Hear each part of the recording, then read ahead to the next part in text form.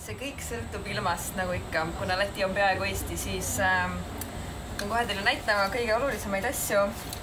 Ma arvan, et kõige olulisem aksessuaar festivalil on vihmakeep. Siis tähtsuselt teine oluline aksessuaar on helkurvest, sest et kui sa tahad vetsu minna kiiresti, siis helkurvest laseb sind igasse vetsu kiiresti.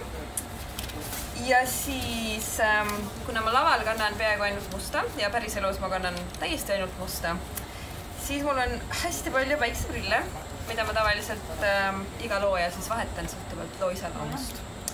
Ja me võime hakata vaatama siin järjest. Need kõik päikseprillid on täpselt samasugused, peaaegu. Ja ma olen need kokku ostnud sellepärast, et ma lõhun umbes üks paar päikseprille nädalas. Siis mul on siin ühed sinised päikseprillid, mis sobivad mu juustega. Ja siis mul on siin kaks paari üliuhkeid Itaalia päikseprille, võib-olla neid on üks paar alles. Ikka kaks paari. Mis on siis nagu sametist, mis tõenäoliselt on väga moes. Ja nagu näha, siis need on toonides, mis mulle meeldivad. Meigiga laval on nii, et üldjuhul ma teen omale ise meigi, sest et lihtsalt tavaliselt on nii kiire, et kellelgi pole aega teha 15 minutiga meiki, aga ise peab suutma seda teha 15 minutiga.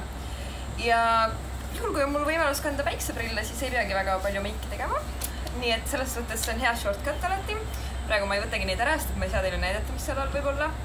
Aga mul on igaks juhuks alati kaasas ka meigikomplekt, et kui ma peaksin ikkagi tahtma olla ilus, siis on see võimalik.